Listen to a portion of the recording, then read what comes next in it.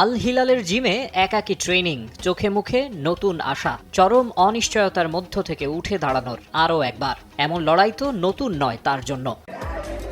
ইতিহাসের সবচেয়ে অভাগা ফুটবলারদের তালিকা করলে সেখানে নেইমারকে রাখতেই হবে। একটা সময় যাকে লিওনেল মেসি আর ক্রিস্টিয়ানো রোনালদোর কাতারে রাখা হতো, ক্যারিয়ারের শেষ ভাগে তারই সঙ্গী একরাশ হতাশা। আন্তর্জাতিক আর ক্লাব সব মিলিয়েই প্রত্যাশার ধারে কাছে পৌঁছাতে পারেননি। ব্রাজিলের হয়ে 2016 অলিম্পিকে স্বর্ণ আর ক্লাব বার্সেলোনার হয়ে 2014-15 মৌসুমে চ্যাম্পিয়ন্স লিগ জেতা ছাড়া উল্লেখযোগ্য অর্জন নেই তার। আর ব্রাজিলিয়ান তারকার এমন পরিণতির জন্য সবচেয়ে বড় কারণ ইনজুরি।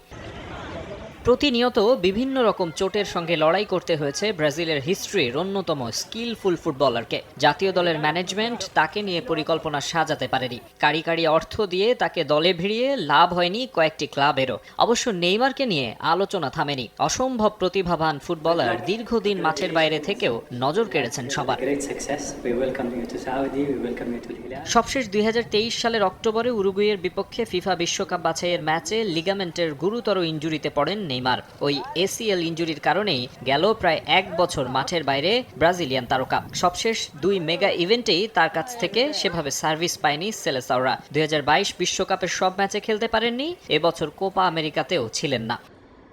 বিরাট অঙ্কের অর্থ খরচ করে তাকে দলে ভেড়ানো আল হিলালের হয়ে তিনি মাঠে নামতে পেরেছেন মোটে 5 ম্যাচে। গত বছর আগস্টে 90 মিলিয়ন ইউরো ট্রান্সফার ফিতে 2 বছরের চুক্তিতে সৌদি ক্লাবটিতে যোগ দেন। সেখানে তার বাৎসরিক বেতন 150 মিলিয়ন ইউরো, যা পিএসজির তুলনায় অন্তত 6 গুণ। কিন্তু সাইনিংয়ের পর এই 1 বছরের বেশি সময় বিশ্বের অন্যতম হাইয়েস্ট পেইড ফুটবলারকে বসিয়ে বেতন দিতে হচ্ছে মধ্যপ্রাচ্যের ক্লাবটির।